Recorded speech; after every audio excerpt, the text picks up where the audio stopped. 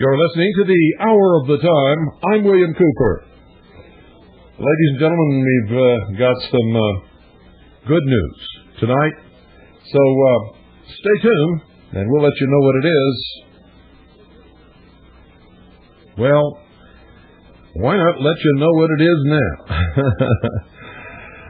So that's what we'll do. Let me go down to our page here and load it up. By the way, if you want to get updates on what's going on here, you can access our web pages, harvest-trust.org. That's harvest-trust.org. We received word on Sunday from sources within the local policing agencies that the Federal Bureau of Investigation has been put on notice by several ranking local law enforcement personnel that, and I quote, "We will absolutely not allow another Ruby Ridge or Waco to occur in Apache County, Arizona," end quote.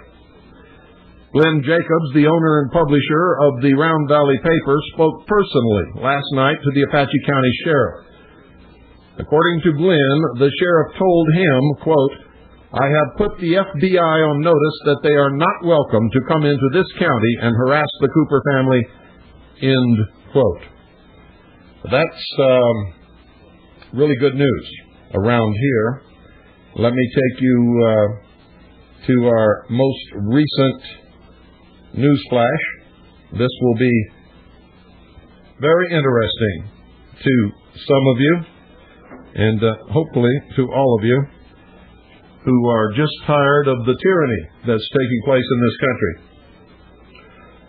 The latest on our ongoing investigation into the bombing of the Alfred P. Murrah Federal Building in Oklahoma City has uncovered the following. Number one, John Doe number 2 has been positively identified by the Intelligence Service. He is currently in federal custody, which means being protected at this moment. The federal government has protected and hidden the identity of this criminal because he is an agent or informant for the United States government. The ethnic and religious background of John Doe number 2 is not known at this time.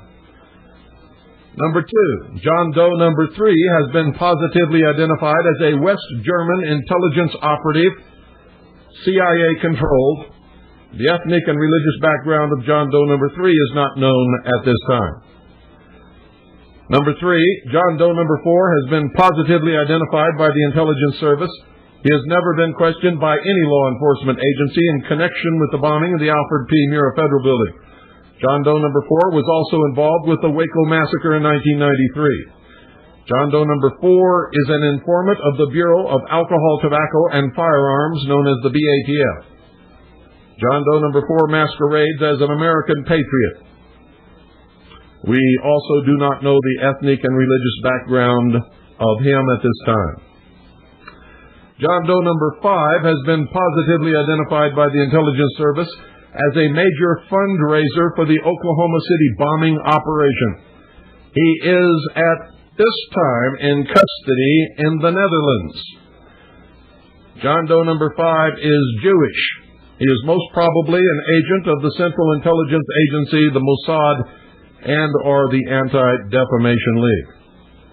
Number 5, Mike Vanderboe of the so-called John Doe Times is an agent of the Anti-Defamation League masquerading as a patriot commander of the Alabama 1st Cavalry Militia. The militia which he claims to command does not exist. It is a fraud. His purpose is to place the blame for the Oklahoma City bombing on patriots and the lawful militia, attributing a motive of white supremacist anti-Semitism and racism. The Branch Davidians, this is item number 6. The Branch Davidians, ladies and gentlemen, were a racial mix of mostly black, Hispanic, and had even a couple of Jewish members. Only a very small minority of that church was Caucasian, white. Racist, white supremacist anti-Semites would rejoice at their death, ladies and gentlemen, not seek revenge. Racist, white supremacist anti-Semites do not avenge the deaths of blacks, Hispanics, Orientals, and Jews. Number 7. The people who worked in the Alfred P. Murrah Federal Building were mostly Caucasian white people and could not ever have been the target of racist, white supremacist anti-Semites. Racist, white supremacist anti-Semites do not murder white people. Number 8. The Ku Klux Klan and white supremacist groups expressed dissatisfaction with the manner in which the BATF and FBI were handling the situation in Waco, Texas, and actually called for an assault by the government to end the standoff.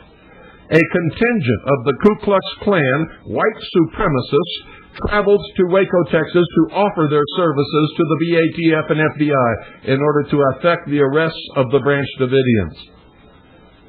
Number 9. Prominent members of the Anti-Defamation League made public statements which were carried by the major news networks, which we recorded and are keeping in a safe place. These recordings disclosed that the ADL had the perpetrators under surveillance for 2 years. That's their figure, not ours. The spokesman for the ADL stated that they knew the bombing was going to happen well in advance. Number 10, the leader of Elohim City is an BATF FBI informant and has been such an informant for many years. Number 11, Carol Howe was a BATF informant and disclosed the plans of the bombing and those involved to the Bureau of Alcohol, Tobacco, and Firearms. After the bombing occurred, she made public statements that the BATF knew well beforehand that the building was going to be bombed, knew who was involved, and knew approximately exactly when it was going to happen. The BATF attempted to imprison Carol Howe in order to silence her, but they lost their case and she's still talking. Number 12, Governor Keating.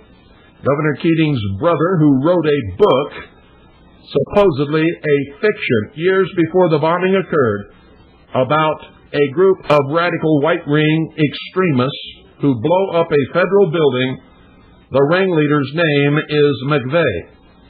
Representative Edward Istook, Democrat of Oklahoma, the Anti-Defamation League, the FBI, the BATF, the United States Marshal Service, Oklahoma City Fire Department, the Oklahoma City Police Department, and the Oklahoma City Bomb Squad all knew the bombing would occur well in advance of April 19, 1995. The American intelligence community knew of the plans to detonate a bomb in the heartland of America as early as 1971 and wrote about it in a top-secret document called Majesty 12, which contains the plan for the disarmament of the American people and the implementation of a worldwide socialist totalitarian government. Number 14. The Oklahoma City bombing was a joint operation involving intelligence operatives of the United States, Germany, and Israel. The purpose of the bombing was to strike terror into the heartland of America, destroying the illusion that such things only happen in places like New York, Los Angeles, or foreign capitals. Those responsible believed the bombing could be blamed on patriots, militia, or religious fundamentalists to prepare American citizens to more readily accept personal disarmament in preparation for world socialist totalitarian government under the United Nations. 15. The names of those John Does involved, the names of witnesses, the documentation of proof has been dispersed to our most trusted agents for safekeeping until Constitution constitutional Republican government is restored, at which time the guilty parties will be arrested for trial by a jury of their peers. Number 16, William Cooper, Harvest Trust, and the Intelligence Service are not racist. We are not white supremacists. We are not anti-Semitic. We are tired of seeing the American people manipulated with these terms and by special interest groups such as the Anti-Defamation League and many others. They're not the only ones. We are interested only in the truth. A great man once said, some of you know who he is. Those of you who don't, I suggest you seek him out. He said, and I quote, "Seek ye the truth, and the truth will make you free." End quote. Stay tuned now for some fantastic information that I gave to those who attended our conference on May the 25th, 1998 at the Thunder Horse Ranch.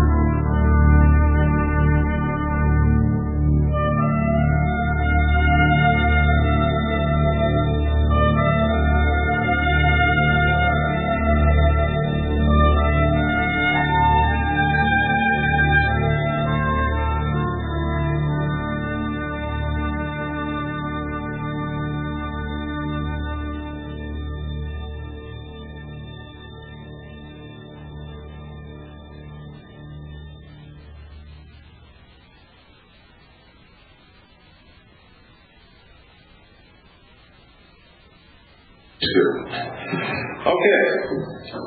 Now, this afternoon, you've got me. You know what that means? That means you're going to be taking copious notes and learning something. And what I'm going to teach you is some incredible information that some of you may know, most of you don't know even exists probably. And if you pay attention, we'll set you free. Now, I've had a personal policy in the past of never teaching anybody anything about law. I am not a lawyer. I am not going to teach you to be a lawyer. What I am going to teach you today is not going to make you some kind of wizard that can go into court and solve all your problems. I am not giving you legal advice. I'm going to teach you what I know and what a lot of other people know. Okay? I've studied for many, many years. I work with people like Lawrence B. Kraft, who's one of the preeminent patriot attorneys in this country. I work with a lot of other people across the country who are digging, Dan Netter, for instance, who are digging to uncover the truth in the law instead of the deception that we are used to dealing with. And we share our information. And if you watch Veritas or have been reading Veritas for very long, you've seen some of it printed in there. Some of it is so strange and so weird compared to the fantasy land that we've been taught to believe in that people find it just too fantastic to believe. But the truth is, once you learn this stuff, people like me find the fantasy that all the rest of the people are living in too fantastic to believe. It's as if the human race really doesn't have a brain and is incapable of original thought, or deductive reasoning, or any kind of investigative or research ability, or else they just don't give a damn, and if they don't give a damn, they're going to get exactly what they deserve, which they're going to be, the end result of that is they're going to be once again enslaved as they were for most of human history. And I've got to turn this down again because you hear feedback? Yeah.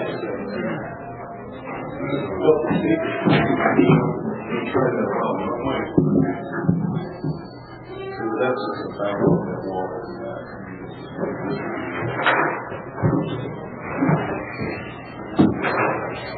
This will, of course, continue tomorrow, ladies and gentlemen. You're going to learn an awful lot. Make sure you take good notes. Try that. Testing. Can you still hear me? Hear feedback? Great. Okay. The reason I'm going to give you this is to give you an understanding that what you thought about the law is wrong. I'm going to teach you some things about the Internal Revenue Service also today. And believe me, once you know this, what I'm going to tell you doesn't mean you can take it and run down and cure all your Internal Revenue Service woes. To get into that battle is a real battle, and you've got to be stubborn like me, and you've got to draw the line and be willing to fight the fight and die if you have to for the right thing. Because that's really what you got to do. Because those guys, when they come after you, they don't quit. And it's just a forever battle. I've been battling them for 12 years. So far I'm winning. They could drop out of the sky tomorrow and kill me. That's the kind of battle it is. So we live in uncertainty. I happen to know from watching them that I'm safe for another year. Because I'm a leader in the patriot community. If and when they ever come after me, it will be a few weeks before April 15th. April 15th just went by, so I'm safe for another year. The reason they would do that is say, see, you were listening to this guy, you thought he had it, you better file and pay your income taxes because we took him down, we'll take you down too. That's why they do that. That's why they do it right before April 15th. Okay? So this will give you a basis upon which to found a program of research and investigation through which, after a long time of study and work, you can stand toe-to-toe with them and fight the battle like me and many other people are. And if you're really a principled individual who really believes in the principles and ideals which you all tell me that you believe in, sooner or later you must draw a line and say, enough is enough. I'm going to fight the battle because it is the right thing to do and for no other reason. Fear be damned, kill me be damned, take all my possessions be damned. I must do this because it is the right thing to do. And until people do that, you're in danger of going backwards in the evolutionary course of human history. See, for most of the history of the human race, we were slaves. We were owned by somebody. Some king, some queen, some sultan, some emir, or some dude that just had a bigger axe.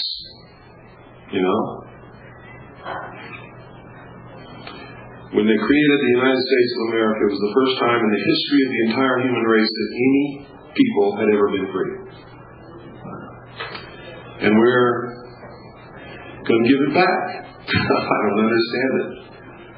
It's the ultimate achievement, in my estimation, of humankind.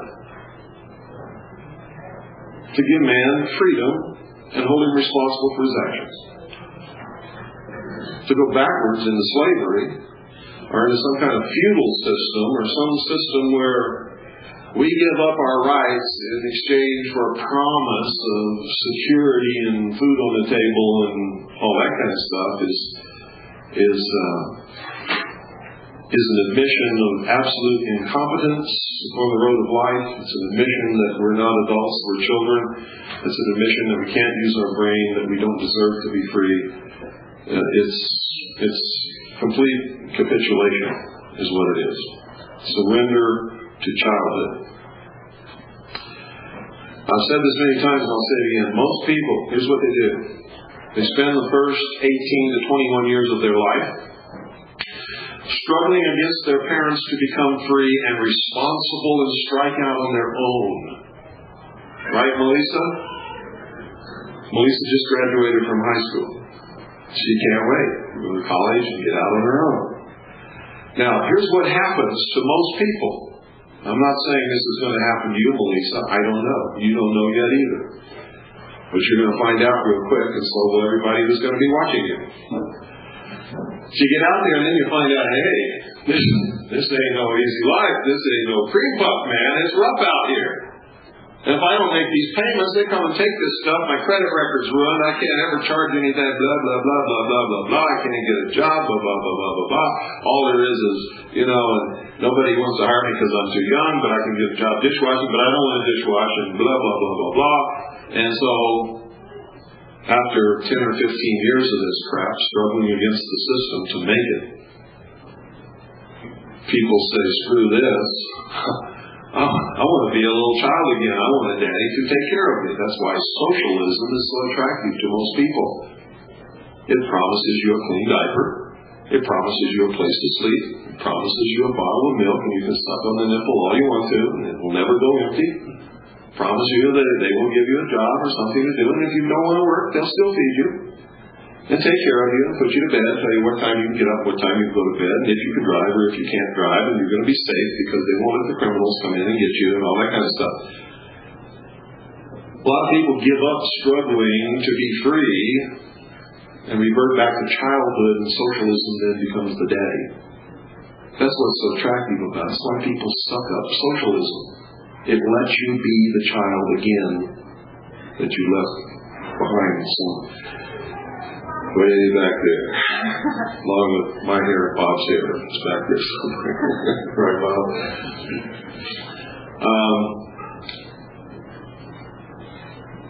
But if you understand what that truly means, it means enslavement. And if you love freedom like I do, it is the most distasteful, most terrible consequence or end result that I could possibly imagine.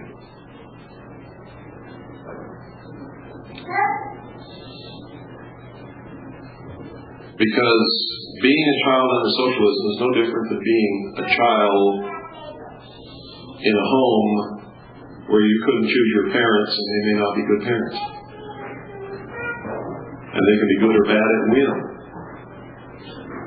And you have not responsibilities or rights, you have privileges.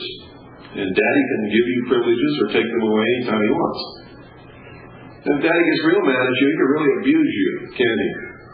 He can really beat your butt and send you to your room, kick your ass, and slam the door and lock you in the barn or wherever he wants to do it. Because daddies can do that. And by and large, all governmental systems, no matter what they start out to be, disintegrate into tyranny. Because the governmental system will accumulate power as long as it can until it becomes omnipotent and you become the worm that means nothing. All governments will proceed in that direction until they're stopped or they decay and disintegrate. When the Founding Fathers established the United States of America, they put into place checks and balances, created a contract called the Constitution between the states and what they created, the federal government, that limited the powers of the federal government, protected the rights of the states and the people, and granted to government certain restricted, limited powers so that it could conduct its business for the general welfare and good of the states and of the people. It wasn't supposed to ever be what it is today. It has done what all governments do. It began ignoring its limitations, conning the people into believing that it has powers that it does not, exceeding its limitations, grabbing and bringing to it powers that it does not have and has never had. And I'm going to reveal some of that to you today, so that hopefully you will be brought to a state of awareness and awakenness, and you can be a real people instead of what I call a sheeple. And if you go out the door, look just to the left outside the door, you'll see there's a bench or a couple of chairs there with some wool, sheep's hide on it. That's from last year. Some guys came, they were sheeple. When they left the wool behind and they became real people. And so it's on display for all to see. Okay, now we gave you a pad and we gave you a pen. And the reason we gave you that is so you will use it. So I want to see furious writing going on while I'm talking. Okay? In the United States, this is federal jurisdiction. And this is going to blow your mind. Everything I'm going to give you today is going to blow your mind, literally. Federal jurisdiction. By the way, this was written by Lawrence B. Kraft, a good friend of mine, and as I already told you, one of the preeminent patriot attorneys in this country. In the United States, there are two separate and distinct jurisdictions. One being that of the states within their own territorial boundaries, and the other being the federal jurisdiction. So the two jurisdictions are the states within their own territorial boundaries and the federal jurisdiction. Broadly speaking, state jurisdiction encompasses the legislative power to regulate, control, and govern real and personal property. Individuals and enterprises within the territorial limits of any given state. It's important that you understand that. Legislative power to regulate, control, and govern real and personal property, individuals, and enterprises within the territorial limits of any given state. In contrast, federal jurisdiction is extremely limited. Anyone who's ever read the Constitution cannot but be aware of that fact. With the same being exercised only in areas external to state legislative power and territory. Now, what did I just say? The federal government has no authority or jurisdiction within the territorial boundary of any of the several states of the Union. Then what are they doing there? They're exceeding their power, they're exceeding their jurisdiction, they are committing crimes. They're behaving in a criminal manner, operating under the color of law. They are outlaws. And I tell them that when I see them. You're an outlaw. You're not a gangster. Oh, I'm just doing my job. No, you're not. You're an outlaw. Read this and hand a copy of the Constitution. Go read it. Then you come back and tell me what you are. They never come back. Never. And they don't quit their job. You know why? Because they have a wife at home. You can't quit your job. You worked that job for 10 years. If you quit your job, we lose all the safety and security and medical benefits and all this, and I won't sleep with you ever again. Right? It's the truth. Part of the control mechanism is to teach women that men must provide them with security. If men can't do that, they're worthless. So they can't quit. Or they lose their family. They lose their children. They lose their wife. They lose their life. I'm not saying anything against women. Women are like the rest of us. We have all been brainwashed to fit the role of manipulated or manipulator within a control system. And we all function, for the most part, exactly like the little lemmings that they want us to be. Happens to be the truth. And this spelled out real explicitly in chapter 1 of my book, Behold the Pale Horse, which is Silent Weapons for Quiet Wars. Talks about the family and the family structure and how it works to maintain the control mechanism for the state.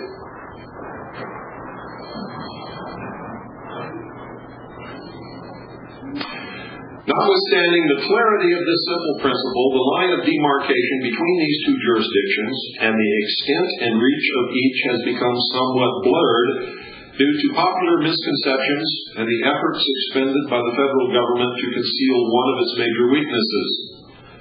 Only by resorting to history and case law can this obfuscation be clarified and the two distinct jurisdictions be readily seen. Obfuscation means hidden, veils, smokescreen. The original 13 colonies of America were each separately established by charters from the English crown. Outside of the common bond of each being a dependency and colony of the mother country, England, the colonies were not otherwise united. Each had its own governor, legislative assembly and courts, and each was governed separately and independently by the English Parliament. Now don't get the crown confused with the queen. Does anybody know the difference between the crown and the queen? What is it? The crown is in the middle of London, a little square. The crown is the 1 mile square Masonic entity which controls the Bank of England called the City of London. The queen is something entirely different.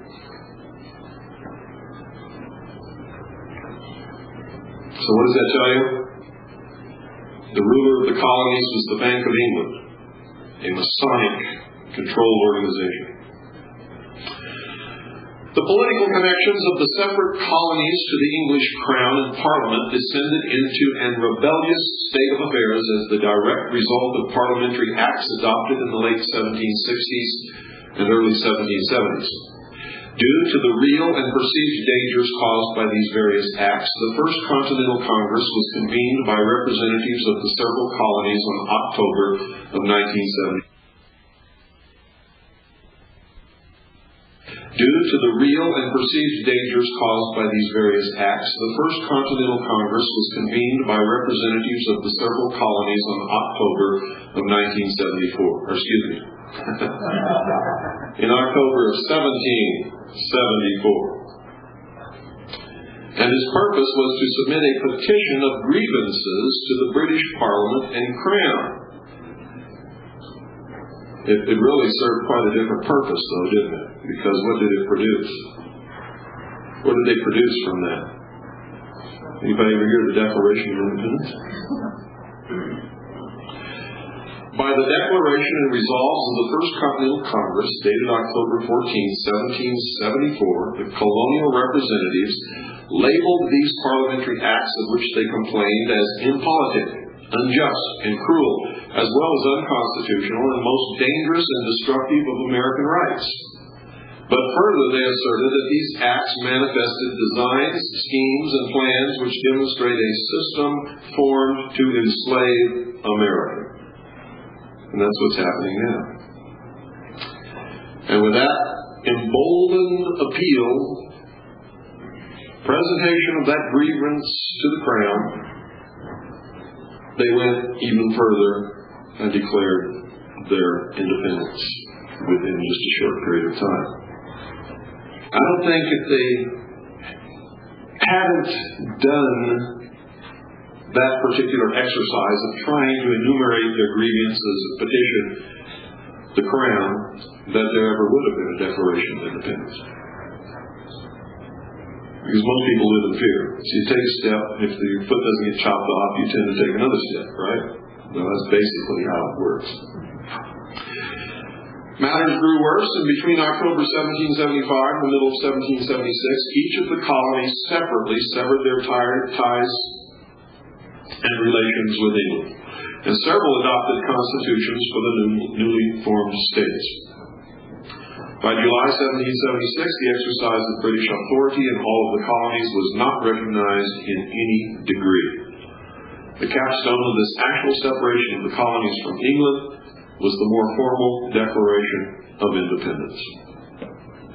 And then war.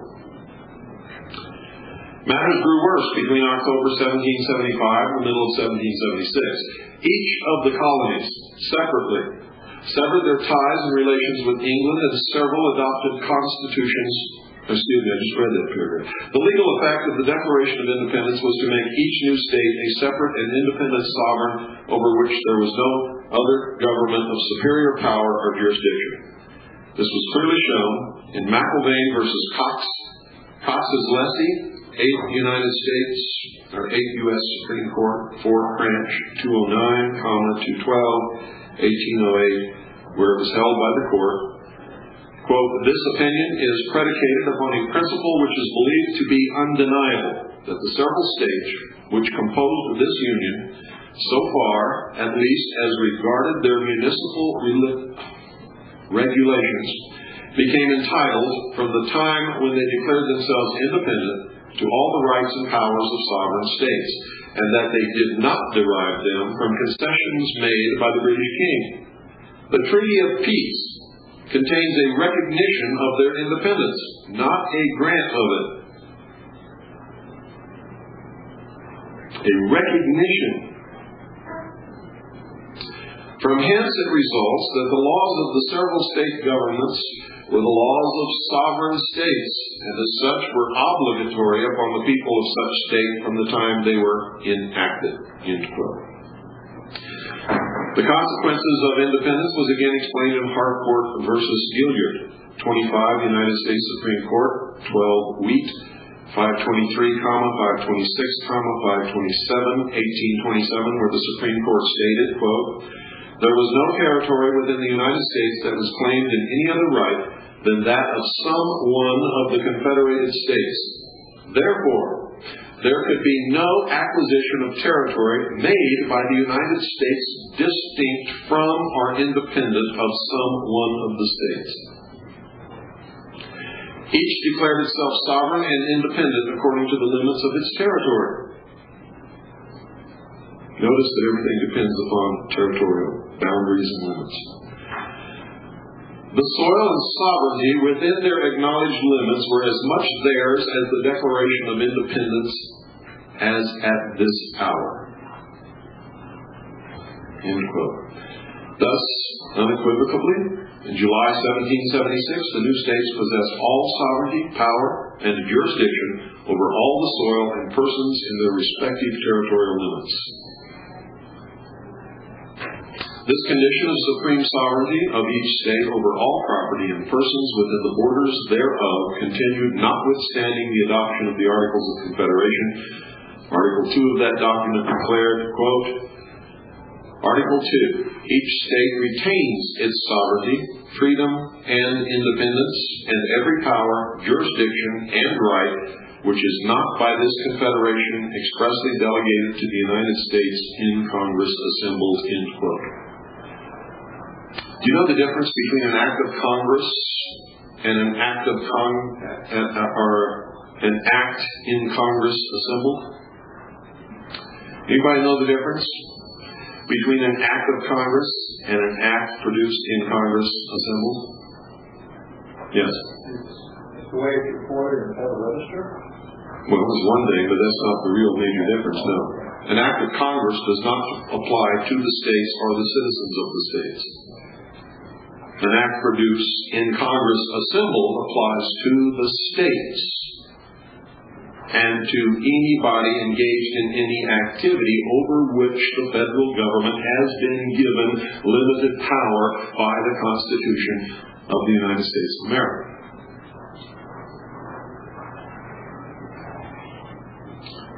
And in the United States Attorney's Handbook, it clearly states an act of Congress has no authority within the states or over the citizens of the states. Does not apply.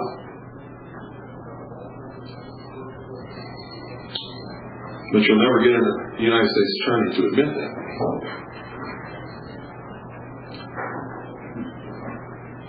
As the history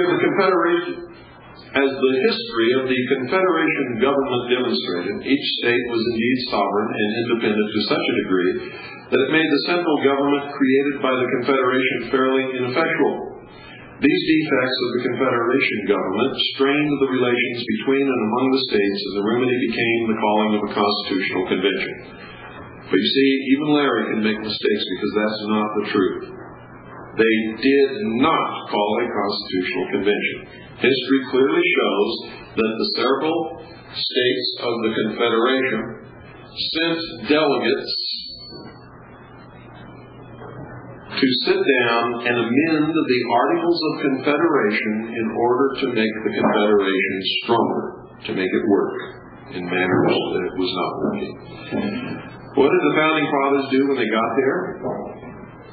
They took a vote, and since they had a majority, and since they were sitting, they threw out what their states had sent them to do and did something that they were not empowered to do.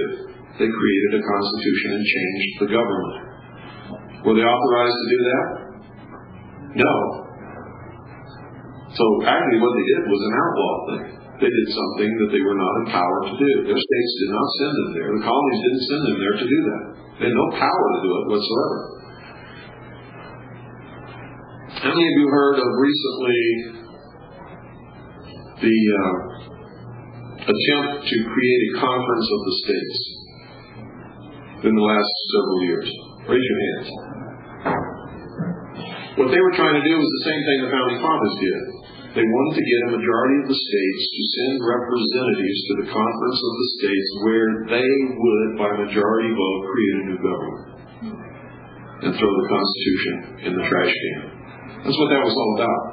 They were trying to duplicate what the Founding Fathers did when they created this country, founded upon the Constitution. Since they were not empowered to do that, and since the Constitution does not abrogate or destroy or amend or abolish the Articles of Confederation, the Articles of Confederation are still part of the law in this country. How many of you knew that?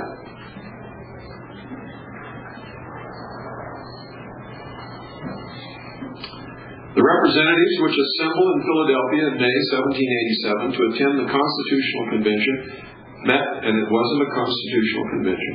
It was a convention convened to find out remedies to amend the Articles of Confederation and make the Confederation work and cure the problems which they perceived that it had.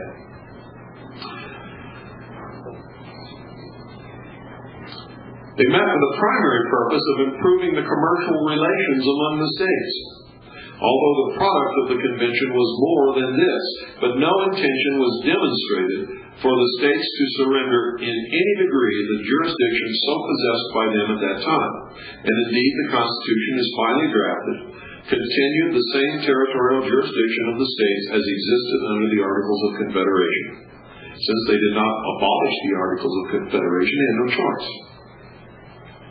The essence of this retention of state jurisdiction was embodied in Article 1, Section 8, Clause 17 of the Constitution for the United States of America, which defined federal jurisdiction as follows, and get this, okay, this is very important. You know, the Founding Fathers, when they wrote the Constitution, they didn't write something that had to be interpreted. These were geniuses. They understood the English language better than anybody living today. And if you get an 1828 Webster's Dictionary, which basically was the same English language that they spoke and wrote, you can read their writing according to the meaning defined in that dictionary, and you can understand what it was they said without any Supreme Court or anybody else having to come along and tell you what they meant or what their intent was or what they wrote. It's clear. Quote, to exercise exclusive legislation in all cases whatsoever. Whoa! That's pretty heavy, isn't it? I mean, there's no limitations on that, is there? But they can do anything they want, can't they? No. Because listen to this. Over such district, not exceeding 10 miles square. Now listen to what I just said. Not exceeding 10 miles square. That's why an act of Congress does not apply to the states or the citizens of the states. An act of Congress only has jurisdiction over, as may by session of particular states and the acceptance of Congress become the seat of government of the United States and to exercise like authority over all places purchased. Are you listening carefully, folks? Constitution is clear. These people are way outside their bounds. To exercise exclusive legislation in all cases whatsoever over such district, not exceeding 10 miles square, as may, by session of particular states and the acceptance of Congress, become the seat of the government of the United States, and to exercise like authority over all places purchased by the consent of the legislature of the state in which the same shall be for the erection of forts, magazines, arsenals, dockyards, and other needful buildings. Period. End quote. That's it.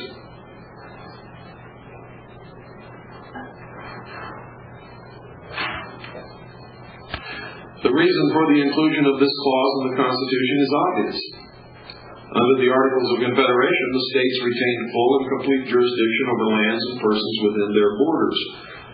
The Congress under the Articles of Confederation was merely a body which represented and acted as agents of the separate states for external affairs, and it had no jurisdiction within the states, period. This defect in the Articles made the Confederation Congress totally dependent upon any given state for protection, and this dependency did in fact cause embarrassment for that Congress and for the Confederation as a whole. During the Revolutionary War, while the Congress met in Philadelphia, a body of mutineers from the Continental Army surrounded the Congress and chastised and insulted its members. The governments of both Philadelphia and Pennsylvania proved themselves powerless to remedy this situation, so Congress was forced to flee, first to Princeton, New Jersey, and finally to Annapolis, Maryland. Thus, this clause was inserted into the Constitution to give jurisdiction to Congress over its capital and such other places which Congress might purchase for forts, magazines, arsenals, and other needful buildings wherein the state ceded jurisdiction of such lands to the federal government. Now, what does that mean? Does that mean that Congress can send an agent into the state of Arizona and purchase a piece of land and set up a building, and now they have authority over that building and that land? Not without legislative. Not without the legislative body of the state of Arizona ceding the land to the federal government. Now, how are they ignoring that? Should come immediately to all of your minds.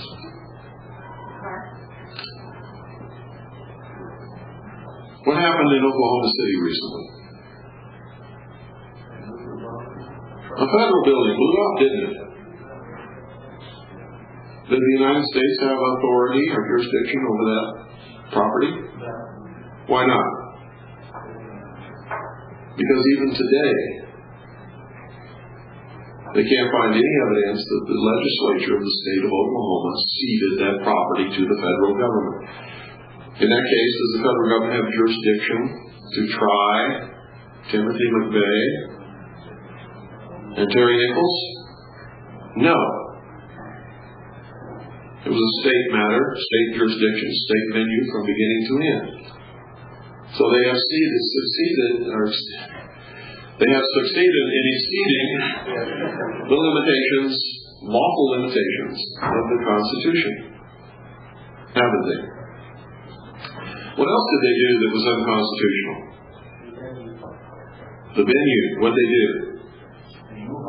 They moved the trial to Colorado. What does the Constitution say? All trials for all crimes will be held in the state where the crime occurred. It's in the Constitution. It's the supreme law of the land. You cannot move the trial to another state. Isn't that incredible? They do it every day. And most Americans are so brainwashed they never question it. You know why they never question it? Because they never read the Constitution, and those that did don't understand it. They've been taught that it was written by a bunch of doddering old men over 200 years ago who don't understand the complexities of the modern age, and that for some reason they weren't writing in English, so what they wrote, we should not be able to understand, must be interpreted for us. Bullshit. Total crap. It's a lie. Beginning to see jurisdiction is a big thing. Almost everybody who immediately challenges jurisdiction when they are arrested within the territorial boundaries of a state and hauled into a federal court are set free. How many people do that? Almost none. Very few. They have no jurisdiction. Period.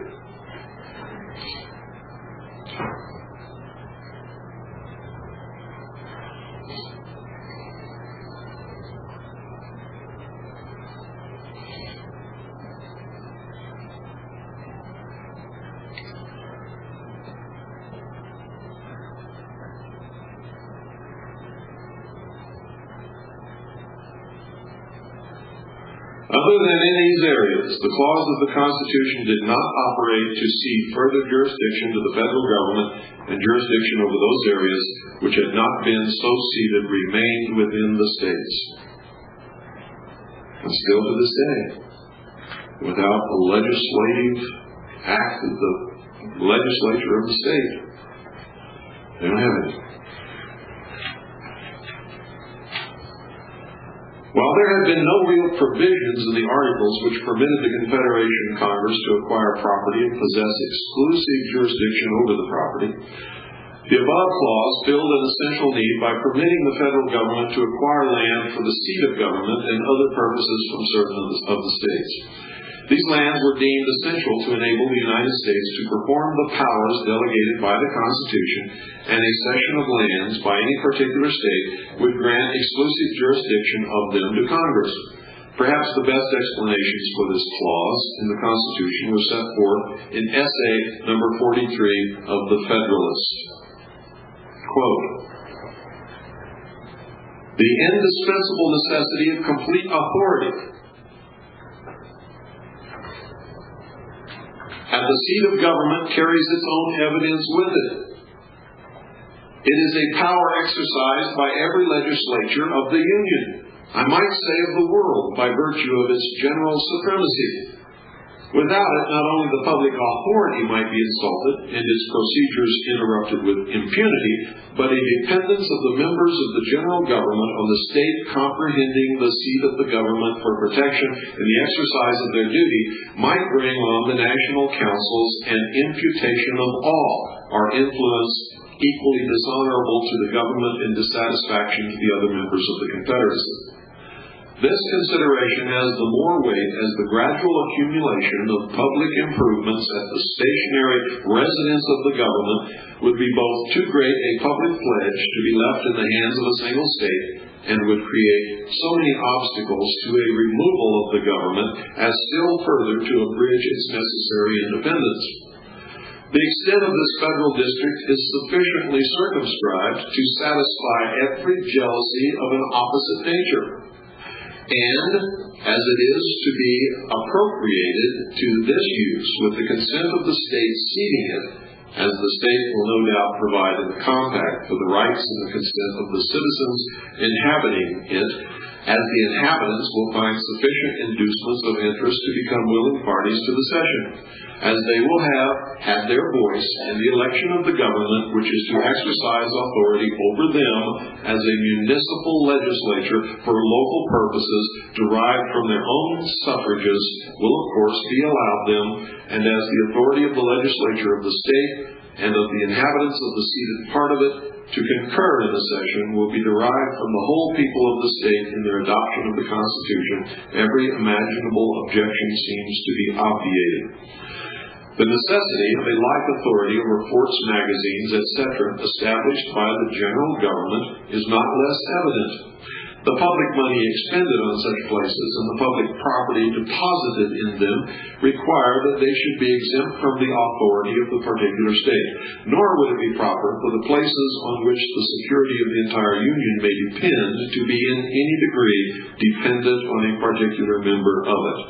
All objections and scruples are here also obviated by requiring the concurrence of the states concerned in every such establishment." End quote. We will continue with this same lecture tomorrow on the hour of the time. Good night, folks. God bless each and every single one of you. And may God save this great republic.